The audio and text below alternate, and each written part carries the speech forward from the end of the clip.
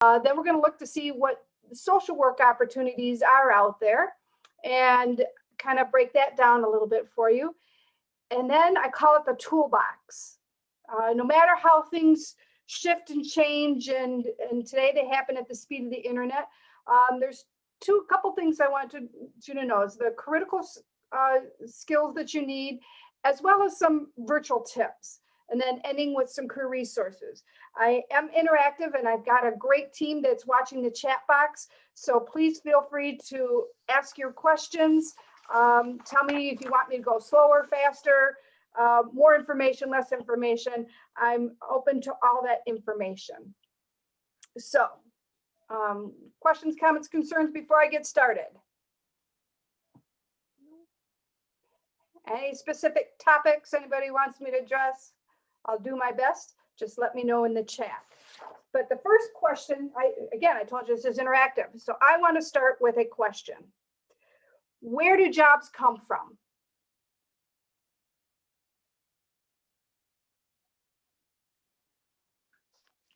That's a good question. Like a need in the environment? I feel like this is a loaded question.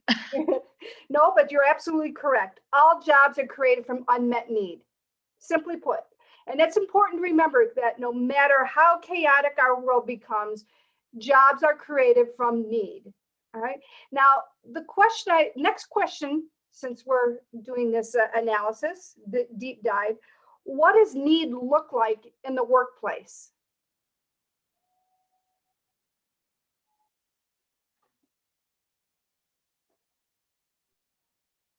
Is this like specifically in like the social workplace that you're talking about? Nope. If all jobs are created from unmet need, the workplace is not just social work, but certainly if you want to give me examples from the social work world, you're more than welcome to do that. My thought would just be to like help, like, the need to help others, like the. But why do people need help?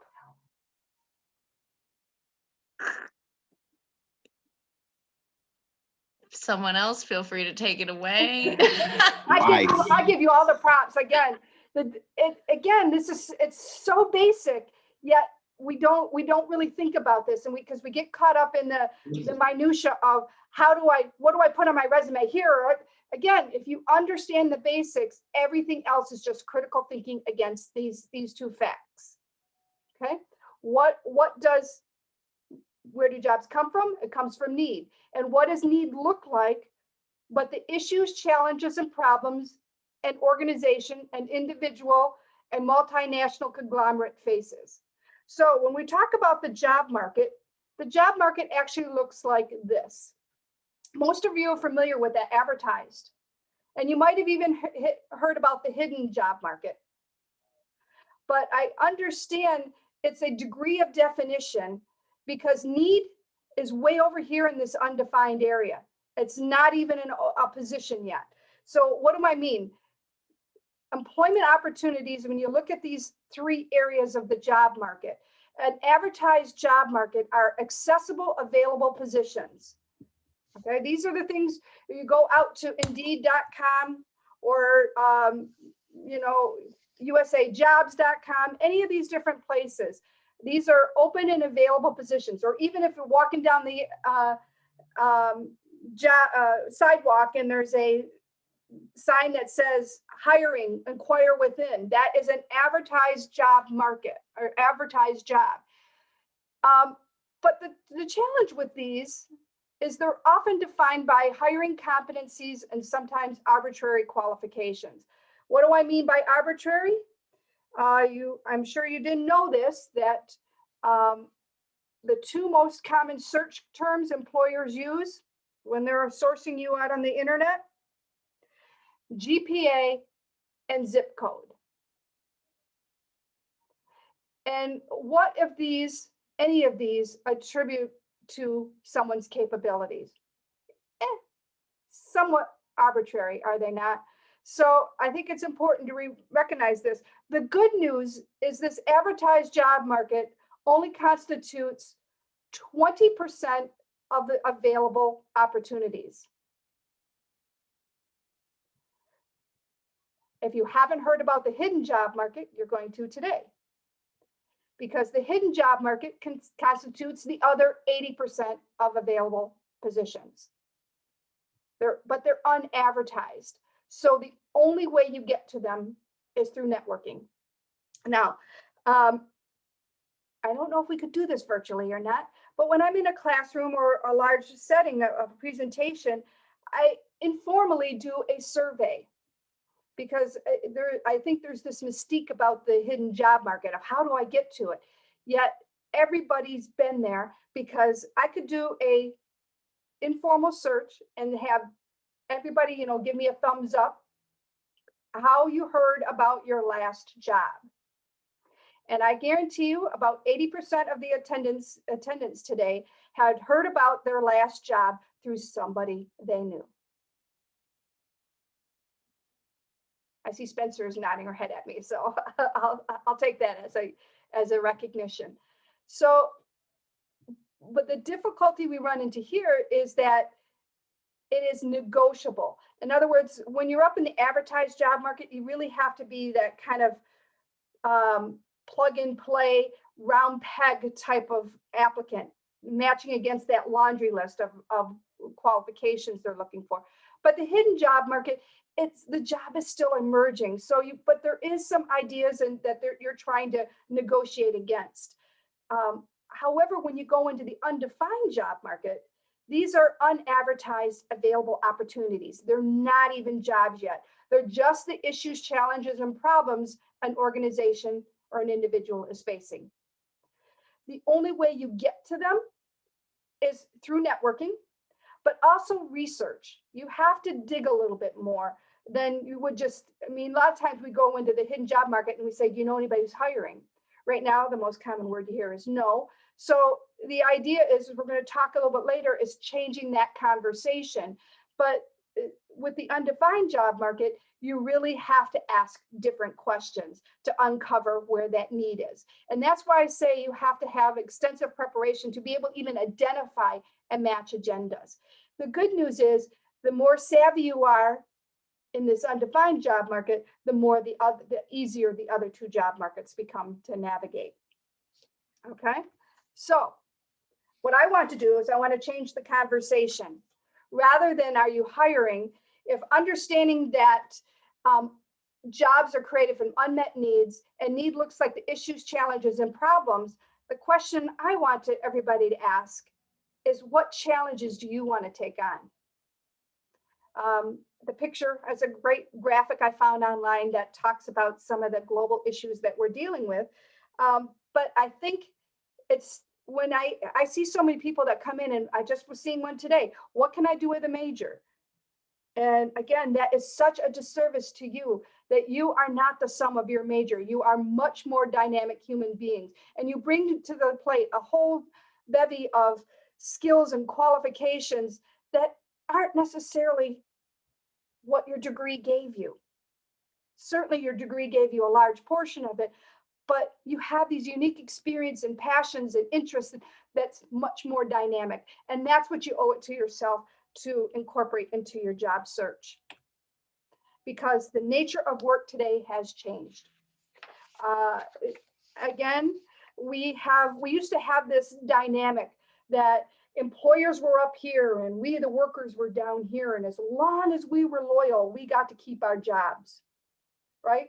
And we've had that mentality, but did you know that contract has not been in existence for more than 30, close to 40 years? Yet we still have that mentality that somehow job security comes from the job. It no longer does. Work today is very temporary, and you may need multiple sources of income for that security and sustainability, because job search comes from knowing your skills and ability, or job security comes from knowing your skills and abilities and being able to adapt. And the proof of this is that you have more than a third of the nation's workforce that are considered freelancers and gig workers. And they call it the gig economy just because of that. And again, that is not unique to any one industry. Manufacturing, they call it project engineers. Higher ed calls it adjunct faculty. Healthcare calls it contingency, and the government calls it term employment. All right. This is not a trend that's going away. And again, we can get into the financial pieces of it. But what we find today, technology has allowed more flexibility in remote work opportunities. And what's really interesting, when I started doing the research of what has happened as relates to hiring and employment trends in the US today because of pandemic, the unique thing is all the pandemic did is accelerated trends that were already in the making. So for example, there was a trend to move more toward technology and hiring practices. So applicant tracking systems, how many people have heard that term? Okay. Also known in the recruiter vernacular as post and pray. You post your resume on a job website and you pray someone's going to look at it. Okay. But they're using AI in some of the hiring practices as well. So in other words, if you've been to a company's website or an organization's website and there's little box that pops up and says, can I help you with something today? Or that's an AI chat box, and they're using some of these opportunities in the predictive analytics they're using with to determine the value of their employees. So it's really interesting that this technology, of course, just fast tracked because we had to move everything online. An example of that, it was they call it the early talent programs, i.e. internships and co-ops. What was interesting is the research they did last year. So April of last year, and we're moving on, we're our 1 year anniversary. April of last year was the highest unemployment rate in Michigan at 24%. We are at 7.5 right now. So we are returning to that new normal, if you will, of a lower unemployment rate and more employer demand.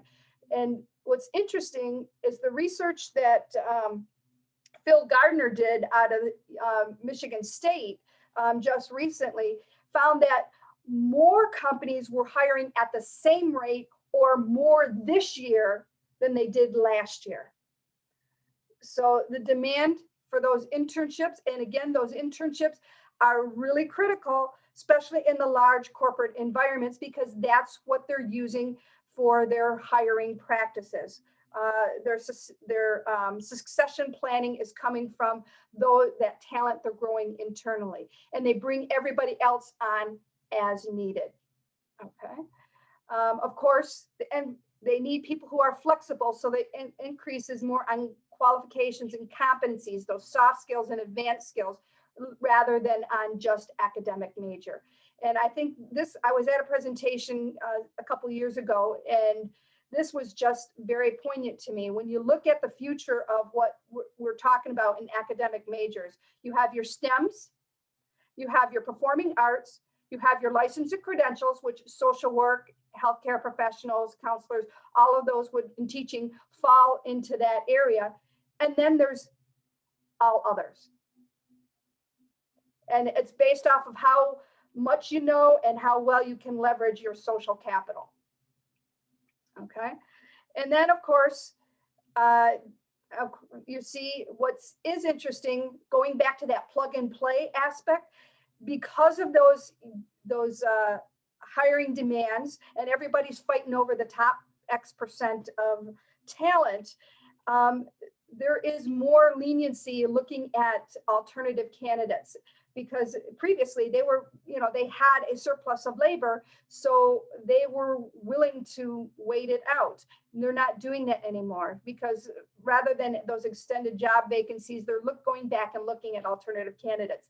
That's good news, and a new trend to be looking at. And of course, what's interesting is the blind hiring practices, and they're attempting to use AI to avoid those unconscious bias. But the one article I read was really interesting, is that I think it was Amazon got zinged by this because their AI system was found to be discriminating against women. That was an interesting thing. So hopefully they've corrected that.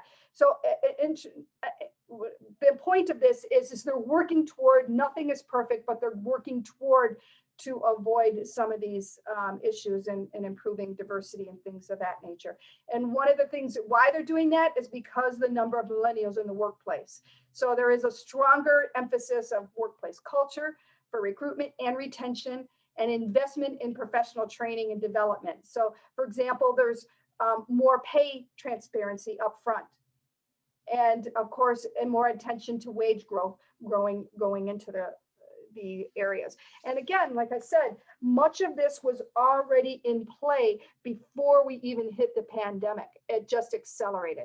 So I'm going to take a step back and let's grow this from the ground up as to what we're looking at of where the opportunities are going to be. So the North American Industry Classification System has these sectors, if you will. And I love this slide because it is a history lesson in the US economy. Okay, as a fledgling nation way back when, we were an agricultural society and it was all about living off the land. And this is where that primary, we called it the primary natural resources materials extraction. At the dawn of the industrial age, we went into that secondary, and where we're manipulating and manufacturing those natural resources. And then we get into probably, it probably started late 50s, but definitely into the 60s, into the 70s, we started moving into a focus more on services. Again, post World War II, there was more, veterans packages that more people went to college. Employers saw the value of a college education, and it turned around and started to be a commodity. By the 1980s, it was pretty much, I'm sending you to school so you don't have to work as hard as I did type of situation. And so we got into these more services, distribution and services type positions, middle management, if you will. And I think we can all agree by the 1990s, late 90s, early 2000s, we had moved into that quaternary, which was all about technology. And what's interesting, are you finding there's a compression here of time between these because the technology has shortened that change. So for example, between the agricultural and the secondary, how many years versus the secondary and the tertiary, and you see that crunch of time span. What is really interesting today is that we find, somewhere in the articles it said a fifth has been proposed. I think we're there. I think when you start looking at the marketing techniques and where the growth is it's in this nonprofit, government-based decision-making, global opportunities. The federal government is still hiring, very much so, and as well as smaller municipalities. And even it's a nonprofit is a marketing strategy. Think about, Tom's Shoes or For the Ocean. These organizations that buy a product and it puts socks on somebody else. All right, so that's a big view picture of what our economy looks like.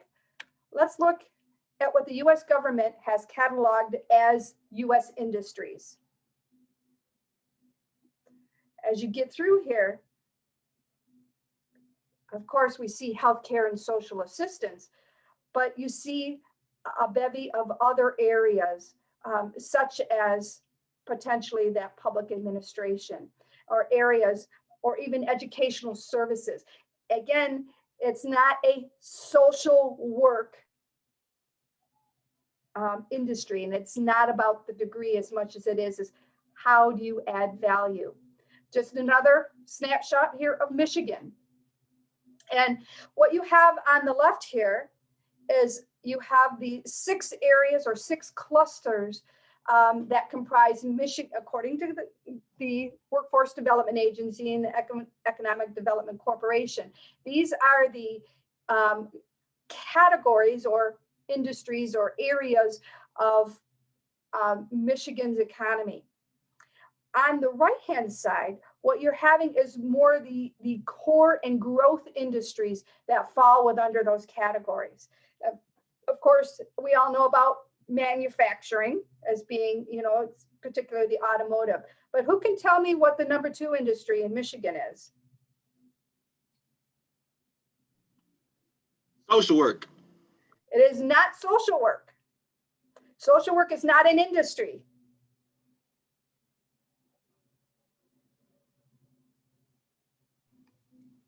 Textiles. What's that? Textiles. Textiles? No.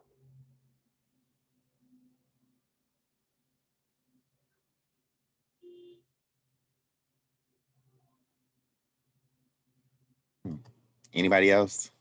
Spencer, I know you got a good one. Is it healthcare? It is healthcare. Oh, Absolutely. Number Who 2 said in that? Michigan is healthcare. Christina? Now, to give you a comparison, number 1 in the U.S., number 1 industry in the U.S. is defense. Number 2, healthcare.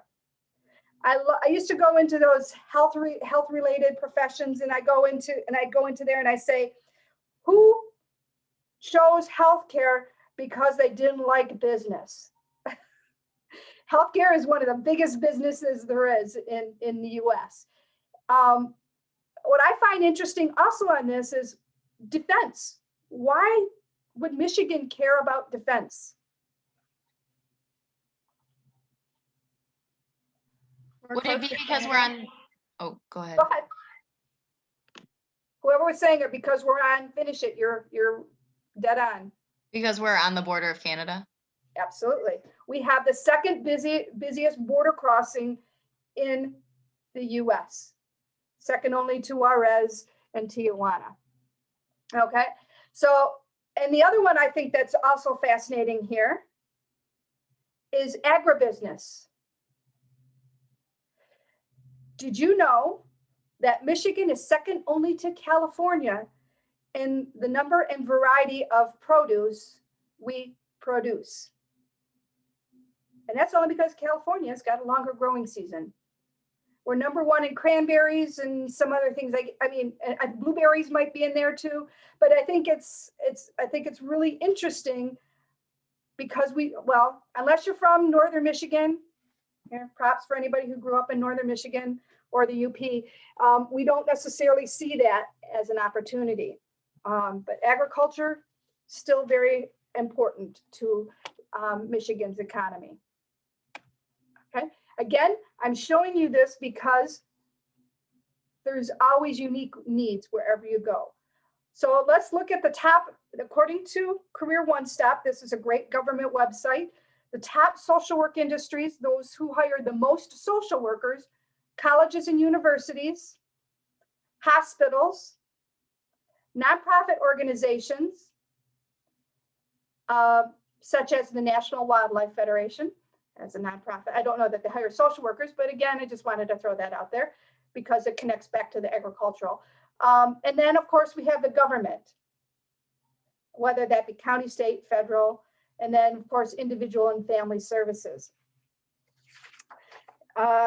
Just in general, I was looking up numbers from the U.S. Department of Labor.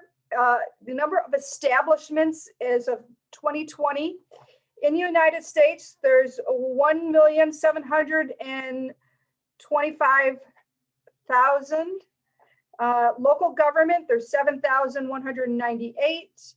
And the state is 6,748. And with the federal, there's 1,217. That's a lot of healthcare and social assistance establishments. Right. And then, of course, Michigan, I could only find a small businesses number, and that was a 6,115. 615,000. And then in 2013, I was able to find a number about 10,000 in Metro Detroit. So again, those are all potential employers Because when you look at the workplace options, this is where you have only 3 places you can go. You can work in the corporate entities, okay? And make no mistake, well, did I ask this question, who the world's largest employer is? Can anybody tell me who the world's largest employer is?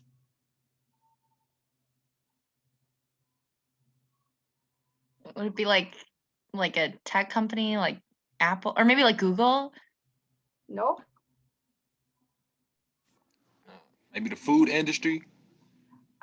It's not a food industry.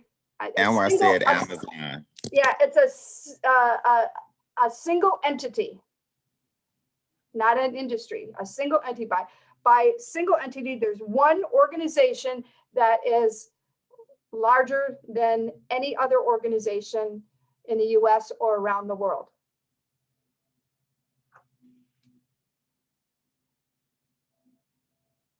No guesses? The US Army. Military. Not just the military, the US Army, because the military is like 4 or 5 branches, right? So the US Army is the world's largest employer, which by default makes the US government the world's largest employer. Okay, so, and I started getting into these numbers as I was looking into small business, because small business is where most of the growth. I think it's interesting, in the 2019, nearly 99.6% of businesses in Michigan are considered small. And of course they have, there's varied definitions of what that means. Most common I see is a small business is anything under 100 employees. Okay, now when you consider the amount of money that it takes to get you to walk in the door, think about that unadvertised job market, that hidden job market. How many, for financial purposes, it takes 2 times what they would pay you. So if you want to be earning $50,000, which if you look around at the salaries of the industry sectors down there, that's roughly around, that's going to take an organization roughly $100 grand of liquidity in cash. When you consider downtime, recruiting time, all the different types of loss of productivity, that equates to about twice what they're going to pay you. How many organizations would have that money laying around? This is why 80% of jobs do not ever get advertised. When you look at, again, they're busy doing that daily work. And if you understand need, you are not limited to the advertised job market. And I'm going to talk about that in a little bit. But I wanted you to see, when you do this breakdown, many times when we're talking about employers, we're talking about the big ones like the federal government and things of that nature. And this is anything over 500 employees. But in the US, there's roughly only 19,000 of them. And another 90,000 that are considered mid-size. Yet there's 30.7 million small businesses. And I find that particularly interesting because when I started tracking that number, was about 15 years ago, that number was only 8.1 million. And of that 8.1 million, 70% had less than 5 employees. Right now, it's 80% of that 30.7 million have 0 employees. Small business is getting even smaller. Again, it's important to understand, if you are going, these are still opportunities. But again, they're not going to come to you. You have to go look for them. Okay, you'll find a lot of what we talk about, those trends and things of that nature, they look at it from a corporate perspective, because again, those are the organizations who can afford recruiters. But you still see that there is some very viable opportunities as it relates to it. So for example, there is in Michigan, 623,000 workers in healthcare, social assistance, and education. Now, Michigan combines those all together. In the US, they're 2 separate. That's why you see healthcare, there's 19.9 million, and education, there's 3.373 within the US. And then you see the average age is what's next of those workers, and then the average salary. And yes, they do. If you go to the website that I posted down there, that datausa.io, it will give you a differential and the gap between males and females. And sometimes it is significant. Okay. Now, what are the top opportunities? Where? Well, we got workers. Again, this comes from ONET. And certainly these are not all of them that are out there. You're only limited by your own imagination. These are some of the top federal positions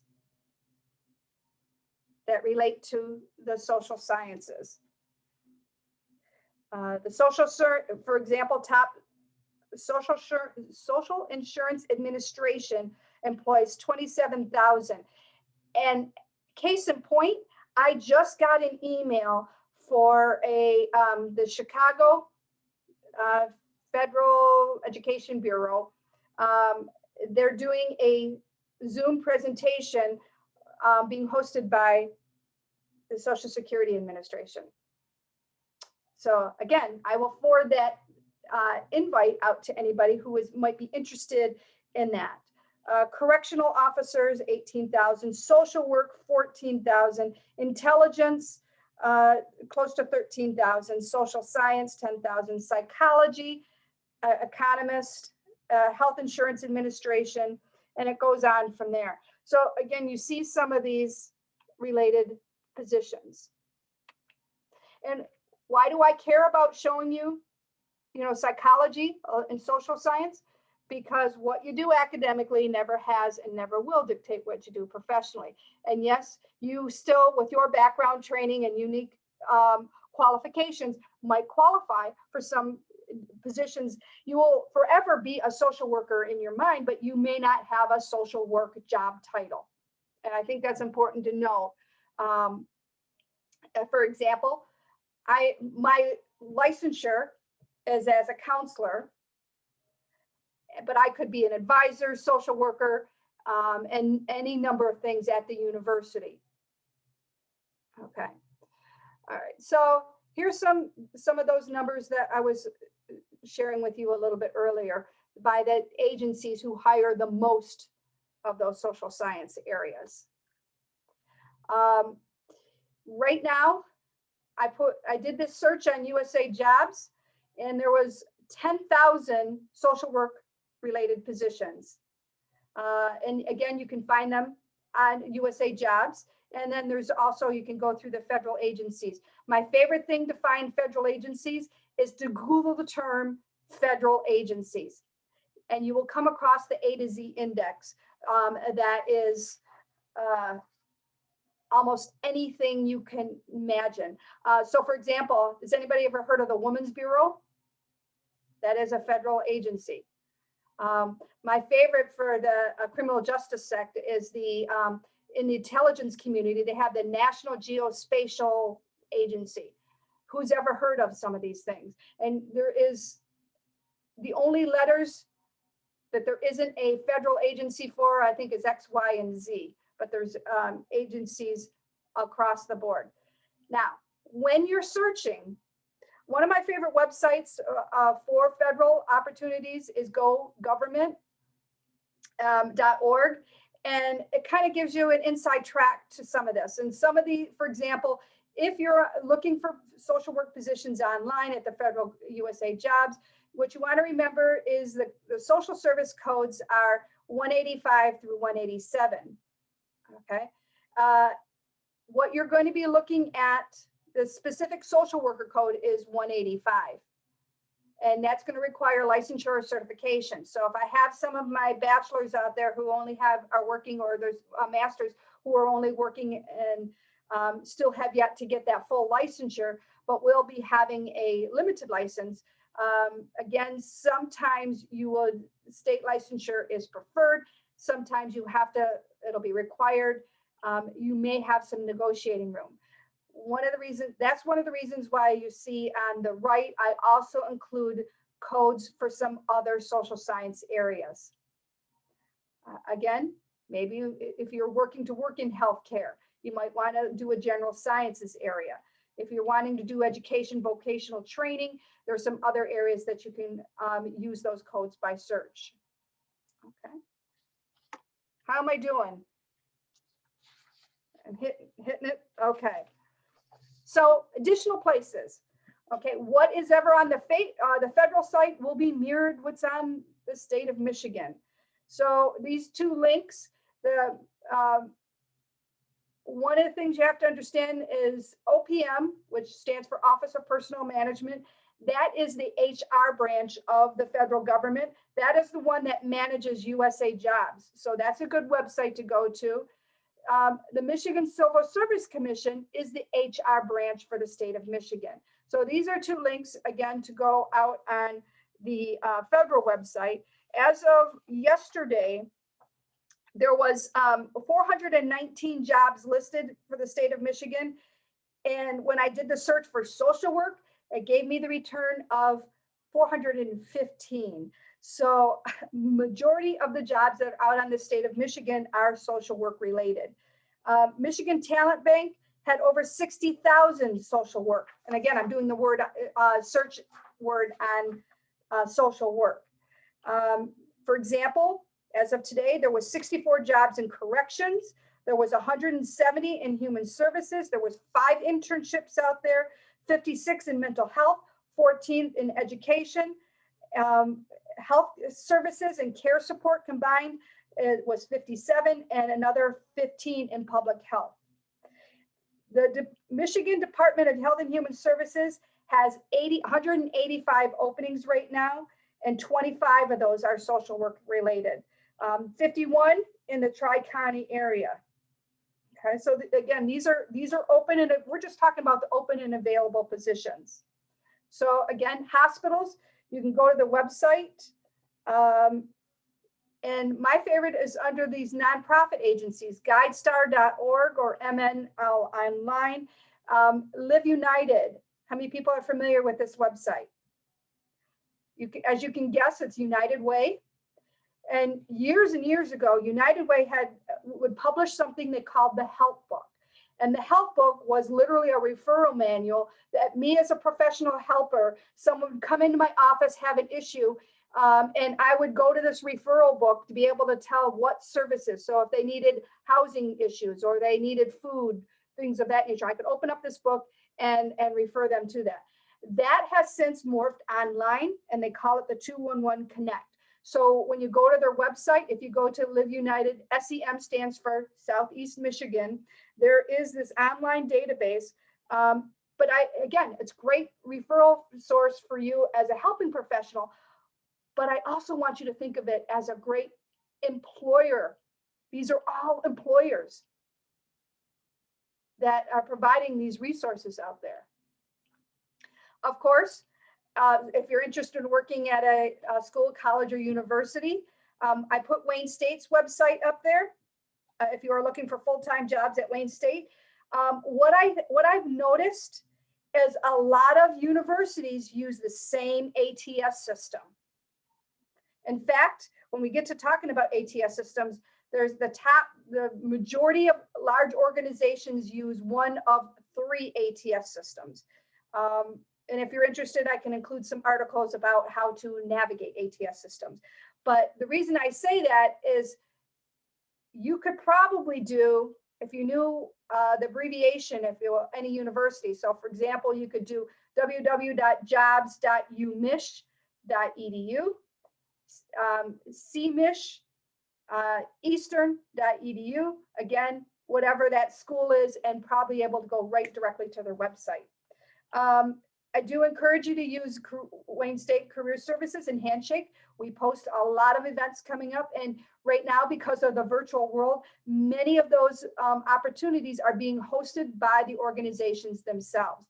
Of course, Indeed, again, I think it's a needle in a haystack, but one of my favorites is, remember I was talking about Career Info Net.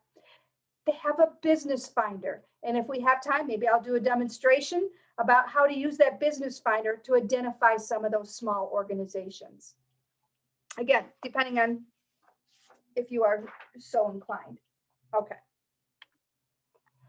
Now, how do you prepare for it?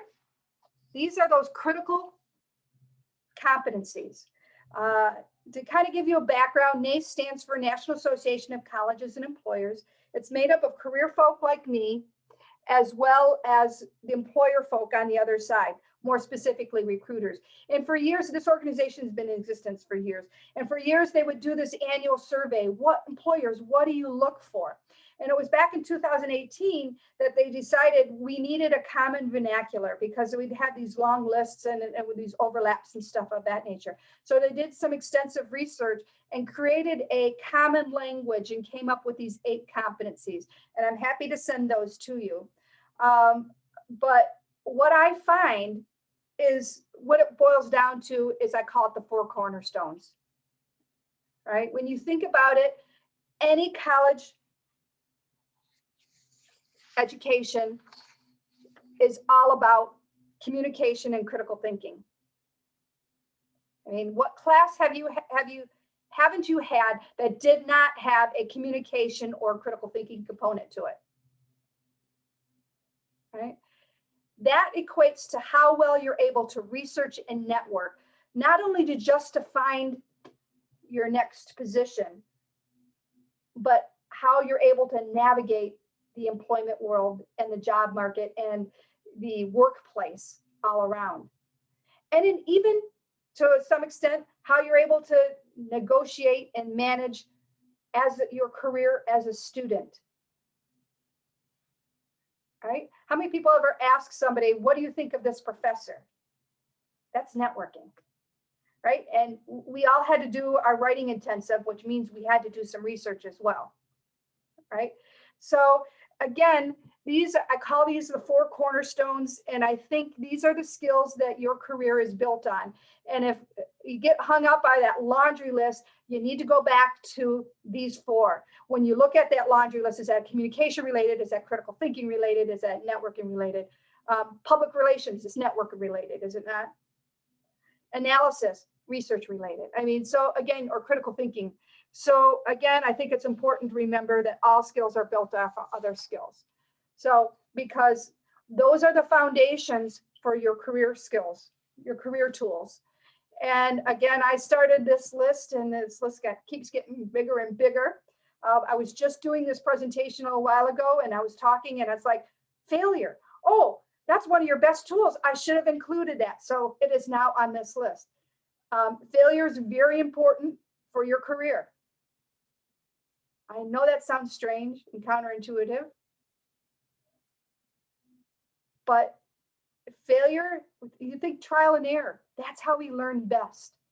And failure, again, they're going to ask you about your failures in the interview, so you better get familiar with it. And it's not the failure itself, it's what you learn from the failure that becomes very important. So failure is your best teacher and one of your best career tools. And again, you see the typicals in here, your resumes, your CVs, and things of that nature, as well as some other things that are in here.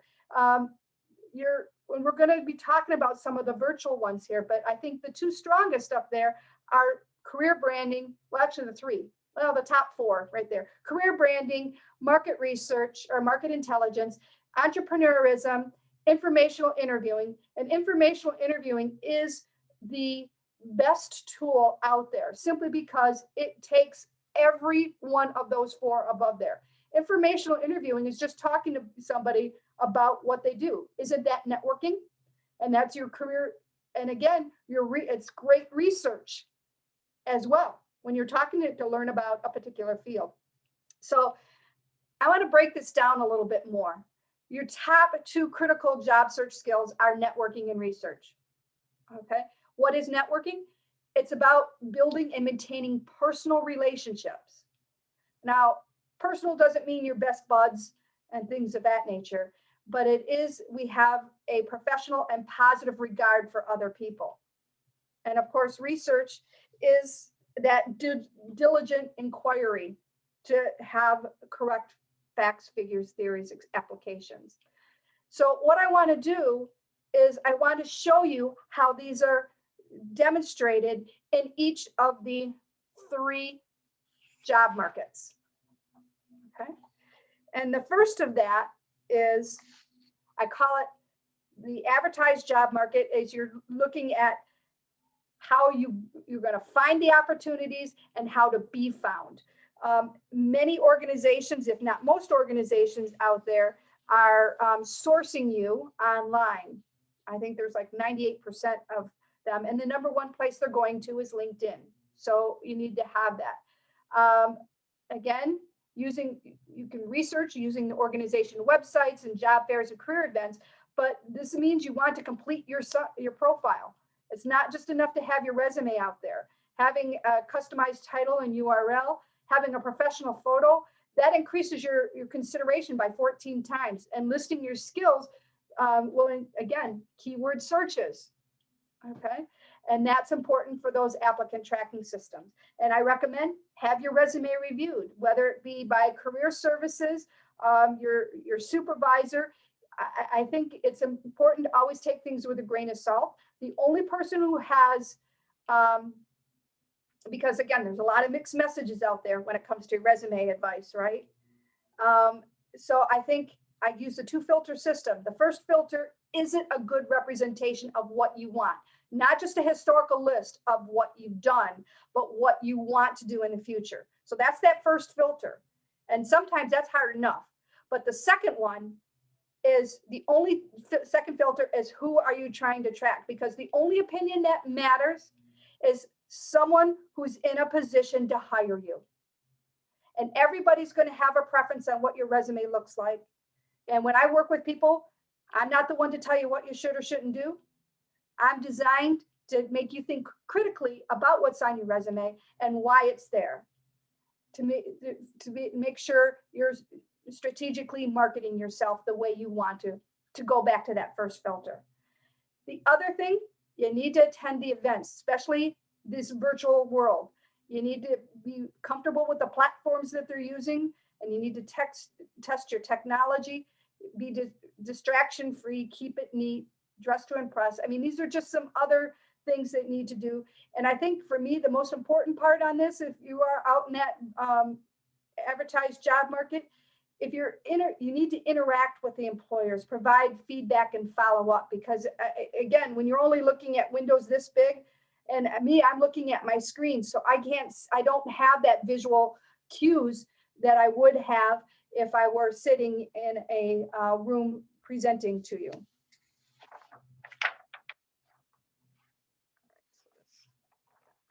Okay. So since we are talking about the advertised job market, here you have the common search methods and success ratios.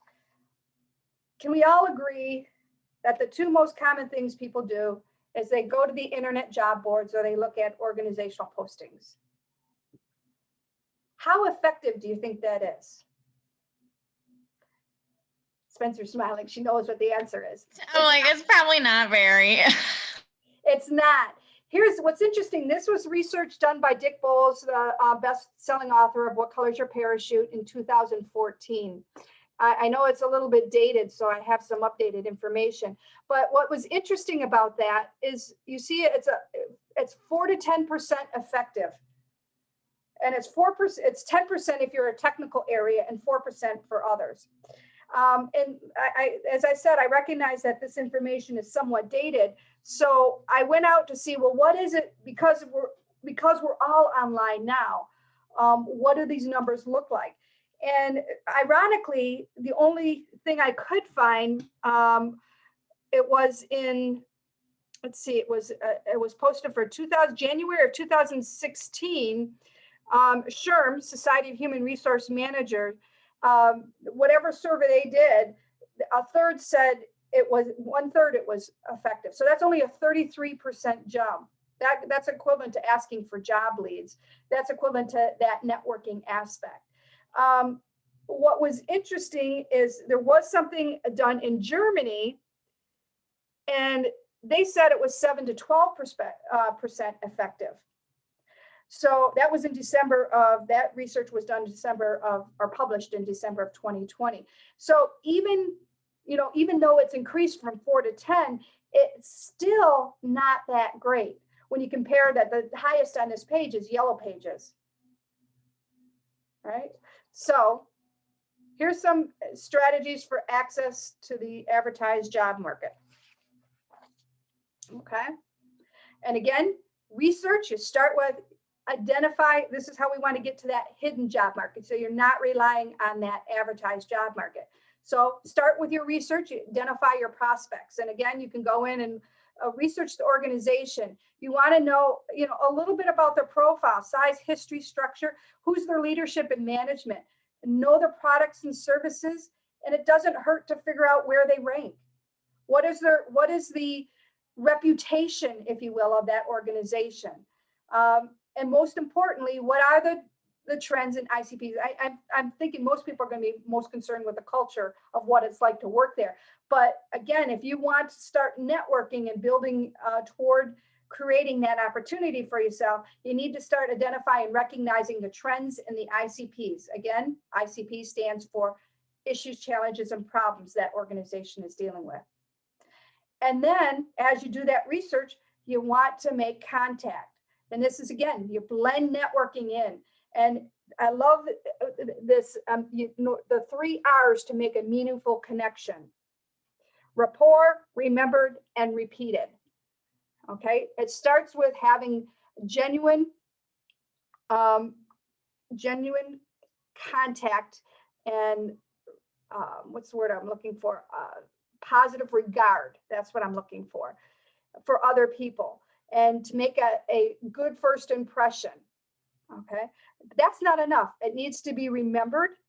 In other words, I love the phrase that I heard once in a presentation: strive to be interested, not interesting, when it comes to networking. Right? When you think about your favorite people that you know, what do you like about them? I'm willing to bet odds it's because it's how well they listen to you. Okay, and that's one of the strengths as helping professionals and social workers you have. And of course, repeated, it's again, follow up. It is, I call it maintain the chain. Whether you're in the advertised job market and sending a resume and follow up a cover letter, or resume and cover letter to follow up with a confirmation email, and then follow up with a thank you after the interview. It's a series of contacts, not just one that's going to get you that offer. And of course,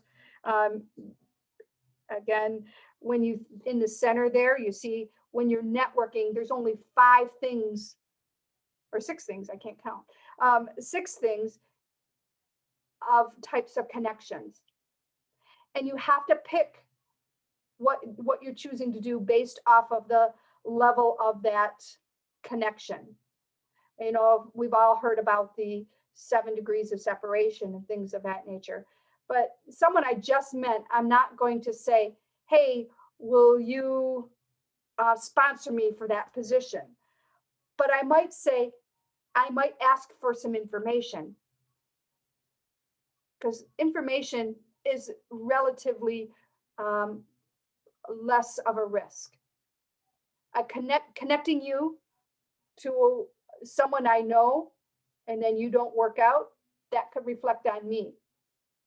Okay, and again, this is all things you may be familiar with. But even saying that, there is still one job search method that is more effective than all the others. Curious to know what it is?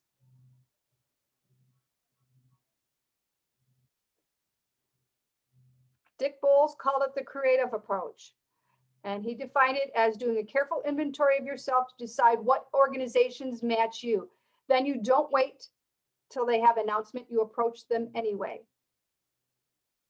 Again, you see where understanding issues, challenges, and problems becomes a strategy to create an opportunity for yourself. What do I mean?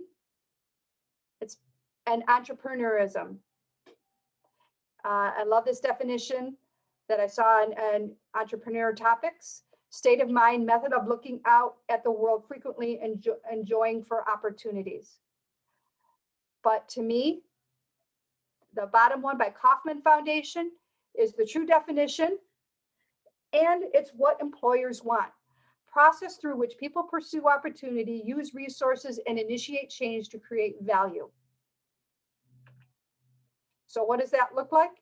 First, you need to be able to recognize the opportunity. And that means you do market research, informational interviewing, right? There's two different types: direct, such as interviews, surveys, focus groups, or indirect, such as the information that's out on the internet and some of the websites that you can start to explore, or what, again, it's basic 101 research about to start on about organizations and the issues, challenges, and problems. And then on the right here is how you create a pitch. A pitch is beyond the elevator. What you do is you identify the need and how you can impact that need. And I want you to remember that anyone can get hired if the benefits outweigh the costs. And when we hire talent for doing proficiencies the greatest amount of time. For example, if I was to hire a painter and I have to pay that painter $50 an hour, I want that person painting every second they're in my house. But what do painters do? They come in, they have to put the drop cloths down, they have to put their, wash the brushes and prep the room. And I'm paying $50 an hour for that. But what if I paid somebody $10 an hour to prep the room for me? Because, the majority of the work is in the prep, right? So again, the idea is I want you to start when you're researching and looking at organizations, I want you to have this frame of reference. How can I benefit the organization by saving time, money, or contributing my talent? Above there, you have the 4 components that are driving the change in today's economy.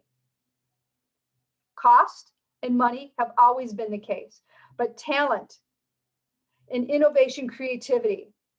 Are there new and innovative ways that we can address the injustices that our clients are experiencing? Right? What is your unique value proposition? And with them, we all know what that means. What's in it for me? Right? Again, everybody has an agenda. So the idea is the more you know what your agenda is, their agenda is the big agenda, all of them, the better you can develop that pitch. And once you've developed the pitch, you just simply ask. And likely you're going to hear no, but it's how well you review, reflect, regroup, and then repeat to go back. Gather more allies, things of that nature. So again, why is this important? Market intelligence. This is a definition of market intelligence made from Wikipedia. And I love this definition, and all I do is I change one word. And you see how it's relevant to the individual.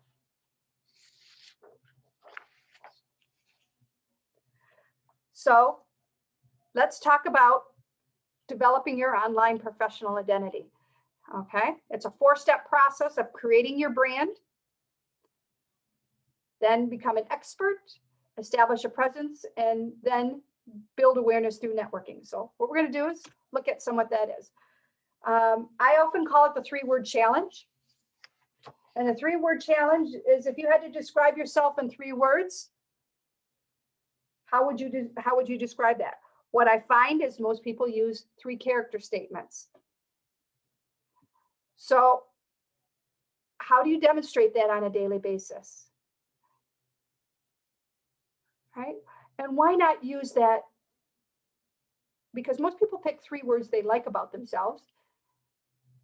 And why not use that as your brand? Again, you don't have to, but this is some tips for developing your personal brand. I love Franklin Covey down at the bottom there. They have where you can build your own personal mission statement. And again, this having a brand gives you a central theme of how you can start to market yourself to be more memorable. And of course, we see much of this professional development. You can see again the research and networking that goes into this, especially with the positive relationships. I think that's important. And of course, developing skills at all levels.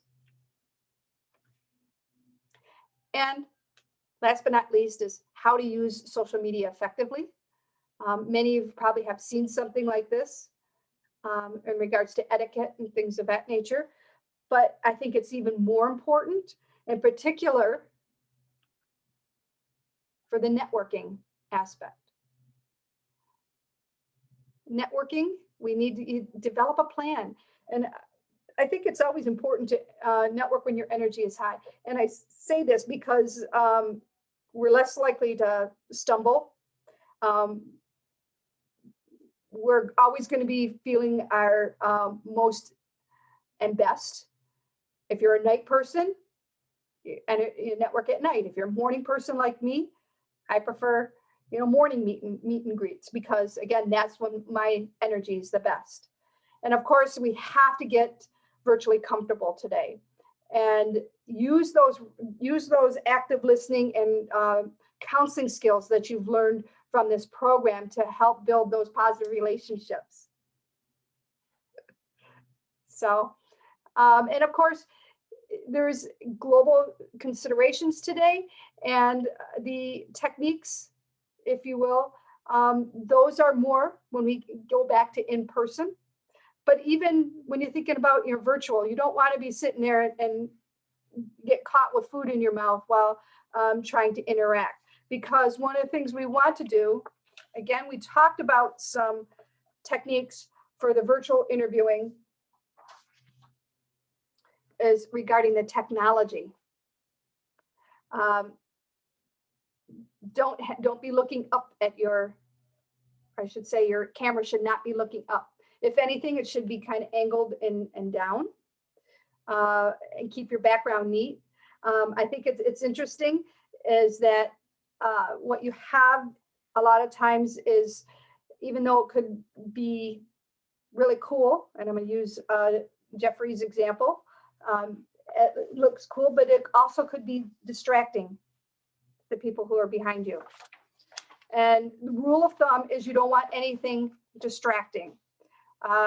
Sound, again, you have to, lighting is all important. I'll give you an example. I sit in front of a window, which should be natural light, right? But what happens if I open this straight? You'll have to do the test, because now you see how washed out my face is. And as much as I like to look out the window, because I don't get that at work, I still, to have the best lighting, you have to do some checks for that. Okay. And some more strategies. Grooming is still important. You never know when you might end up standing up, so it's important to dress to impress. Prepare an introduction and some key questions. Have your resume ready. Even if it's a networking event, you may or may not be asked for it, or you could follow it up with it. And remember to look in the camera. This one is important specifically for interviewing, but in a networking situation or just in general, I think because we're still adapting, what I'm finding is it's not, to this just feels unnatural, right? So especially when you have the gallery, that it is okay to kind of go through, look for that feedback, but always come back to the camera. Okay. And one of the other things I think is, of course, behavior is important. Try to avoid distracting mannerisms, not mannerisms. And it's okay to have your notes ready and things of that nature. And again, it can be as messy as you want down here as you need it to be, because they're not going to see it. That's one of the advantages of being virtual. But I think when it comes to networking, the most important part of all this, again, we're talking about interviewing and mixed, but the most important part for networking is you'd use the chat function, or use the features, whether it be a thumbs up sign to kind of provide the presenter or the host, if you will, if it's an organization, that you're engaged in what they're saying. That again, it's really easy, and we're all Zoom fatigue, and it's really easy to turn off the screen and just listen. And if that's what you need to be that day, that's fine. But if you are there to build relationships, that's not doing it. And I think that's one of the things when they did the research about early talent programs, that most of those interns that they interviewed as they left really, really missed that in this year's internship summer experiences. All right, so I'm just a few minutes over, but I just wanted to kind of remind you that there's several more different events coming up for the social work professional development. I've posted those here. In addition, my colleague that does the internship program and I are going to be doing a hands-on workshop where we're demonstrating more specifically how to use these resources. For example, how to use ONET to build your resume, how to use the Career One Stop to identify potential employers, as well as how to navigate Handshake and some tips for LinkedIn, things of that nature. And that's all out there as well. And if you're not familiar with our services, here are they are posted. Of course, we're all virtual until we go back to the office and real time. Okay, including the Warrior Wardrobe is suspended until we go back to in person.